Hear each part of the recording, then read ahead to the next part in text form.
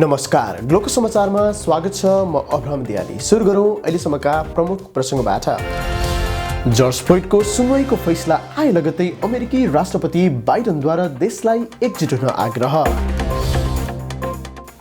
George फ्लोइडले न्याय पाएकोमा सभामुख नेन्सी पेलोसीद्वारा हर्ष व्यक्त। अमेरिकाबाट मेक्सिको र क्यानाडा अत्यावश्यक बाहेकको आवत जवातमा मे 21 सम्म रोक। अमेरिका आउन खोज्ने कागजपत्रविहीन बढेपछि एरिजोना गभर्नरबाट सीमामा सङ्कटकालको घोषणा। जर्ज फ्लोइडको हत्याका आरोपी पूर्व प्रहरी डेरेक सबिनलाई 3वटै आरोपमा दोषी ठहर। कोरोना खोप नै लगाए पनि भारत भ्रमणमा नजान नागरिकलाई अमेरिकाको आग्रह।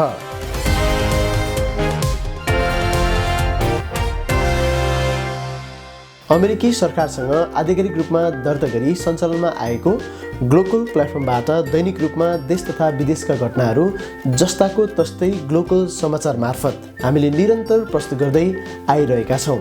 हामीले प्रस्तुत गरेका सबै कार्यक्रमहरू समयमै र सबैभन्दा पहिले हेर्नको लागि हाम्रो युट्युब च्यानललाई सब्सक्राइब गर्न नभुल्नुहोला। सब्सक्राइब गर्नको लागि यसै भिडियोको मुनिपट्टि रहेको सब्सक्राइब बटनलाई थिच्न नभुल्नुहोला। साथै हाम्रो फेसबुक पेज ग्लोकल प्लेटफर्मलाई लाइक र फलो गर्न सक्नुहुनेछ। अब ग्लोकल समाचार विस्तारमा। अमेरिकी राष्ट्रपति जो बाइडेनले मङ्गलबार मिनियापोलिसका पूर्व प्रहरी अधिकारी डेरेक सबिनले जर्ज फ्लोइडको हत्या गरेको आरोपमा फैसला आएपछि देशलाई एकजुट हुन आग्रह गरेका छन्। साथै बाइडेनले देशले जातीय न्यायतर्फ कदम चाल्न सक्ने बताएका छन्। सबिनलाई 3वटै आरोपमा दोषी ठहर गरिएको छ। उनले जर्ज फ्लोइडलाई 9 मिनेटसम्म गुडाले थिचेर यातना दिएपछि फ्लोइडको मृत्यु भएको थियो। पूर्व प्रहरी सबिनलाई दोस्रो श्रेणीको अनैच्छिक हत्या, तेस्रो श्रेणीको हत्या, दोस्रो श्रेणीको मानव हत्याको अभियोग लगाइएको थियो। बाइडेनले उक्त फैसलालाई अमेरिकाको न्यायको लागि एक विशाल कदमको संज्ञा दिएका छन्। कुनै पनि कुराले उनीहरूका दाजुभाइ, उनीहरूका बुवालाई कहिल्यै फर्कन सक्दैन, तर अमेरिकामा न्यायको लागि अघि बढेको यो ठुलो कदम हुन सक्दछ, बाइडेनले भनेका छन्। राष्ट्रपति बाइडेनले यस मुद्दामा भएको फैसला अत्याधिक दुर्लभ रहेको र यो पर्याप्त भने नभएको बताएका छन्। बाइडेनले थपे, खास गरी अश्वेत मानिसहरूलाई इतिहासमै मानवभन्दा कम व्यवहार गरिएको छ। उनीहरूको जीवनलाई हाम्रो राष्ट्रले मूल्यवान तुल्याउनु पर्छ भनेका छन्।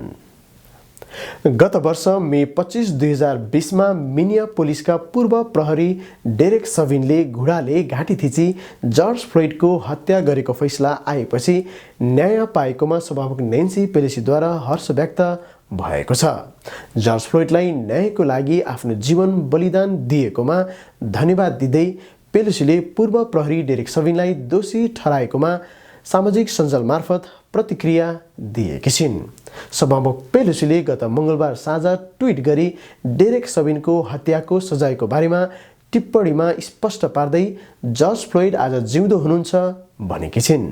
उनले अगाडि भनिन्, उनको परिवारले उनको हत्याको लागि न्यायको आह्वान संसारले सुनेको थियो। उनी व्यर्थमा मरेनन्। हामीले यो पनि सुनिश्चित गर्नुपर्दछ कि अन्य परिवारले समान जातीयता, हिंसा र पीडा भोग्नु नपरोस् र हामीले जर्ज फ्लोइड जस्टिस इन पोलिसी ऐन बनाउनुपर्छ।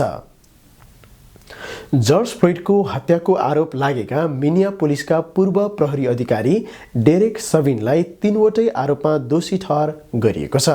उनले जर्ज फ्लोइडलाई 9 मिनेटसम्म घुँडाले थिचेर यातना दिएपछि फ्लोइडको मृत्यु भएको थियो। पूर्व प्रहरी सबिनलाई दोस्रो श्रेणीको अनैच्छिक हत्या, तेस्रो श्रेणीको हत्या र दोस्रो श्रेणीको मानव हत्याको अभियोग लगाइएको थियो। यी तीनैवटामा उनी दोषी ठहर भएका छन्। उनलाई अप्रिल 20 मङ्गलबारका दिन दोषी ठहर गर्दै अन्तिम निर्णय सुनाएको हो।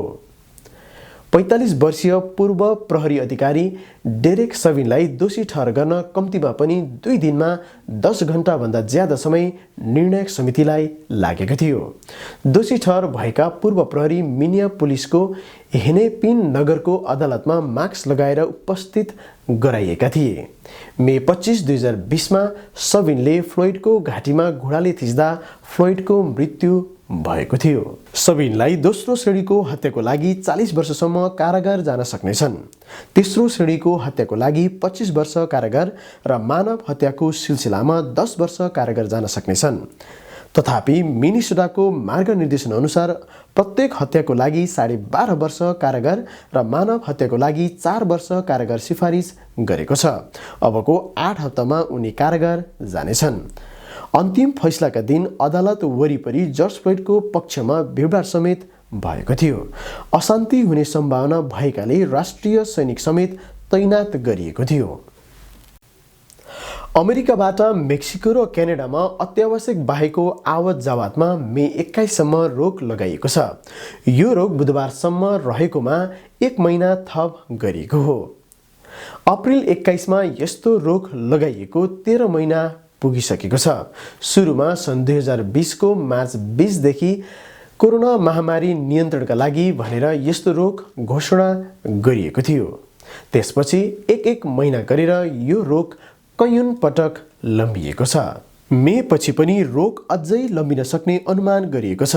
कस्टम बोर्डर प्रोटेक्सन CBP ले यात्रा गर्न पाउने र नपाउनेहरूका लागि अत्यावश्यक कामदार र अन्यमा वर्गीकरण गरेको छ। अमेरिका फर्कन लागेका अमेरिकी नागरिक, ग्रीन कार्ड वाहकहरू, कार्गो बोकेका ट्रकहरू, अमेरिकामा काम गर्न आउनेहरू, अमेरिकामा पढ्न आउनेहरू, जनस्वास्थ्य र आपतकालीन सहायताका लागि आउनेहरू, अमेरिकी सेनाका परिवारका सदस्यहरू र CBP ले अत्यावश्यक निर्धारण गरेका अन्य व्यक्ति भने अमेरिका आवत जावत गर्न पाउनेछन्। सीमा क्षेत्रमा थामी नसक्नु कागजपत्र विहीनको भिड भएपछि एरिजोनाका गभर्नरबाट सीमानामा सङ्कटकालको घोषणा गरिएको छ। रिपब्लिकन गभर्नर डग डुसीले सीमा क्षेत्रबाट गैर कानुनी प्रवेश बढ्नुमा राष्ट्रपति जो बाइडेनको दोष रहेको आरोप लगाउँदै राज्यका तर्फबाट 250 नेशनल गार्ड परिचालन गर्ने भएका छन्। स्थानीय कानुन कार्यान्वयन निकायलाई सहायताका लागि नेशनल गार्ड पठाइने भएको हो। स्थानीय कानुन कार्यान्वयन निकाय र मेयरहरूले सहायताको आह्वान गरेपछि सङ्कटकालीन अवस्थाको घोषणा गर्नुपरेको गभर्नर डुसीले बताएका छन्। सीमा क्षेत्रबाट अमेरिका प्रवेश गर्न खोज्ने कागजपत्र विहीनहरूको सङ्ख्यामा यो वर्ष उल्लेख्य वृद्धि भएपछि सीमा क्षेत्रमा सङ्कटकालको घोषणा गर्ने एरिजोना पहिलो राज्य भएको छ। मार्चमा मात्र सीमा सुरक्षा गस्तीले अमेरिका प्रवेश गर्न खोज्ने 1,68,000 कागजपत्र विहीनहरूलाई पक्राउ गरेको थियो। डिसेम्बरमा यो सङ्ख्या जम्मा 71,000 मात्र थियो। टेक्ससले पनि सीमा क्षेत्रबाट प्रवेश गर्न खोज्ने आप्रवासीहरूको सङ्ख्या बढेपछि गत महिना 500 नेशनल गार्ड परिचालन गरेको छ। तर टेक्ससका गभर्नरले सङ्कटकालको भने घोषणा गरेका छैनन्। डोनाल्ड ट्रम्पले सन् 2018 मा सीमा क्षेत्रमा हजारौं सङ्घीय टुकडीहरू र नेशनल गार्ड परिचालनका लागि आदेश दिएका थिए। पछि ट्रम्पले सीमा क्षेत्रमा राष्ट्रिय सङ्कटकालको घोषणा गरेका थिए। अमेरिकाले कोरोना विरुद्धको खोप नै लगाए पनि आफ्ना नागरिकलाई भारत भ्रमणमा नजान आग्रह गरेको छ। कोरोनाको नयाँ रूप अर्थात् डबल म्युटेन्ट भेरिएन्टका कारण धेरै सङ्क्रमण भइरहेको भन्दै भारतमा नजान सुझाव दिएको हो।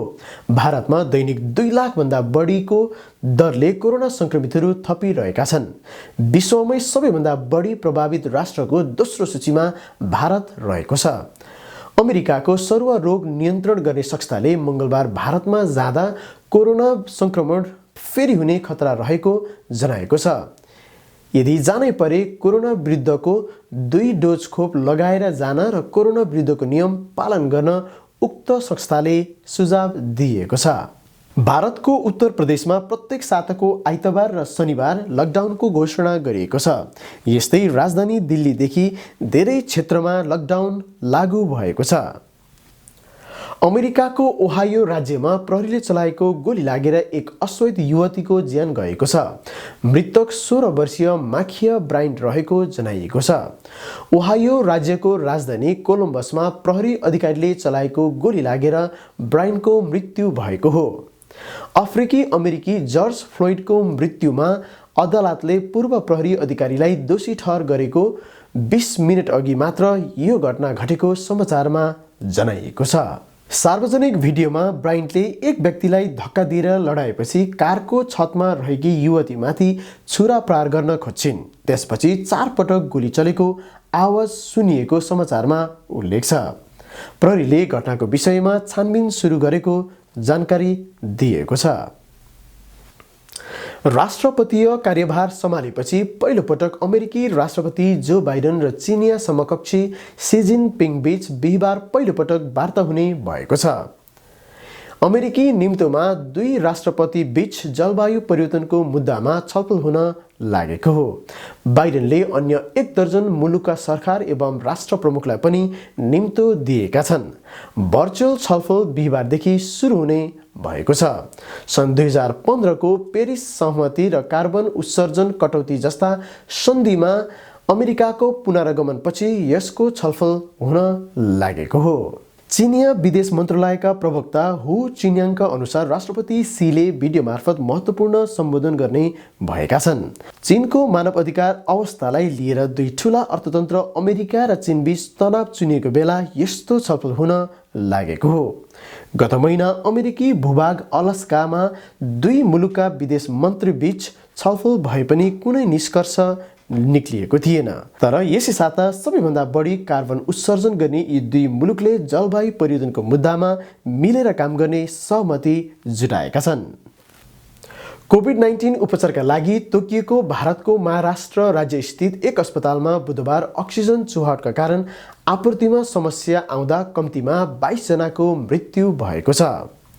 कोरोना भाइरस संक्रमणको दोस्रो लहरमा मुम्बईबाट करिब 200 किलोमिटर उत्तरमा रहेको डाक्टर जाकिर हुसैन अस्पतालमा चुहावटका कारण भेन्टिलेटरमा रहेका बिरामीलाई अक्सिजन आपूर्तिको गम्भीर अभावको सामना गर्नुपर्दा यो त्रासदीपूर्ण घटना भएको हो।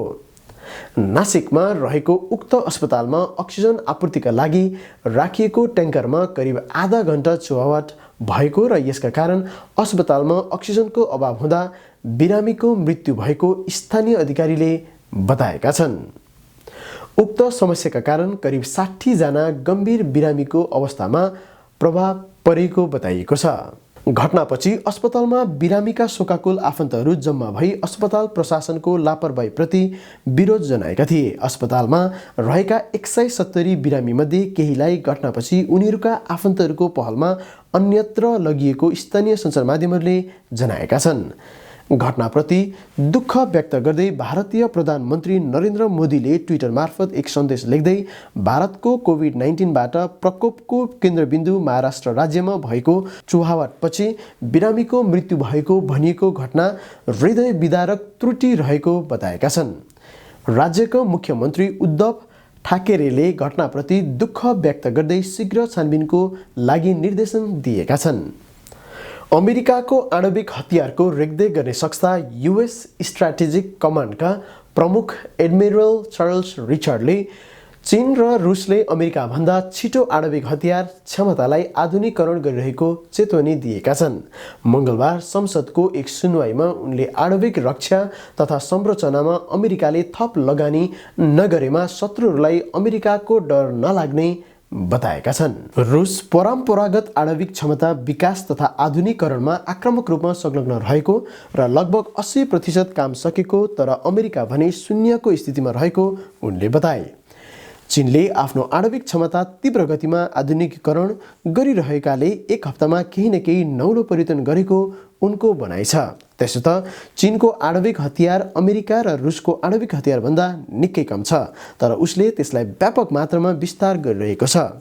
रुस र अमेरिकाले लगभग 1550 आणविक बारेडहरू अन्तर्देशीय ब्यालिस्टिक क्षेत्रमा पनडुब्बीबाट प्रक्षेपण गर्ने ब्यालिस्टिक क्षेप्यास्त्रमा र भारी बम वर्षक विमानमा जडान गरेका छन् भनी पछिल्लो START सन्धिमा उल्लेख छ। चीनसँग जम्मा 320 बारेडहरू रहेको स्कटहोम इन्टरनेसनल पिस रिसर्च इन्स्टिट्युटले अनुमान गरेको छ। अमेरिकाको आणविक हतियार कार्यक्रमको सञ्चालन, अन्तरिम अपग्रेड र पूर्ण आधुनिकीकरणका लागि $1.2 खर्ब लाग्ने भनी सन् 2017 मा संसदको बजेट अफिसको प्रतिवेदनमा उल्लेख गरिएको थियो। ग्लोक समाचार सकिनअघि मुख्य समाचारका शीर्षकहरू पुनः एकपटक। जर्ज फ्लोइडको सुनवाईको फैसला आए लगत्तै अमेरिकी राष्ट्रपति बाइडनद्वारा देशलाई एकजुट हुन आग्रह। जर्ज फ्लोइडले न्याय पाएकोमा सभामुख नेन्सी पेलोसीद्वारा हर्ष व्यक्त। अमेरिकाबाट मेक्सिको र क्यानाडा अत्यावश्यक बाहेकको आवत जवातमा मे 21 सम्म रोक। अमेरिका आउन खोज्ने कागजपत्रविहीन बढेपछि एरिजोना गभर्नरबाट सीमामा सङ्कटकालको घोषणा। जर्ज फ्लोइडको हत्याका आरोपी पूर्व प्रहरी डेरेक सबिनलाई 3वटै आरोपमा दोषी ठहर। कोरोना खोप नै लगाए पनि भारत भ्रमणमा नजान नागरिकलाई अमेरिकाको आग्रह। हाम्रो तर्फबाट विशेष अनुरोध, हामीले प्रसारण गरेका समाचार, इतिहास, जीवनी र थुप्रै कार्यक्रमहरू समयमै र सबैभन्दा पहिले हेर्नको लागि हाम्रो युट्युब च्यानललाई सब्स्क्राइब गर्नुको साथै नजिकै रहेको बेल आइकनलाई थिच्नुहोला। हाम्रो फेसबुक पेजलाई लाइक र फलो गर्न सक्नुहुनेछ। साथै हाम्रो कार्यक्रम राम्रो लागेमा तपाईँको परिवार, आफन्त र साथीहरूमा सेयर गरिदिनु हुन विनम्र अनुरोध छ। हवस् त, ग्लोको समाचार अहिलेलाई यति नै। अर्को समाचार लिएर पुनः उपस्थित हुने बाचाका साथ न्युज रुमबाट म र मेरो सम्पूर्ण युनिटलाई बिदा दिनुहोस्। ग्लोकल प्लेटफर्म हेर्दै र पढ्दै गर्नुहोला। नमस्कार।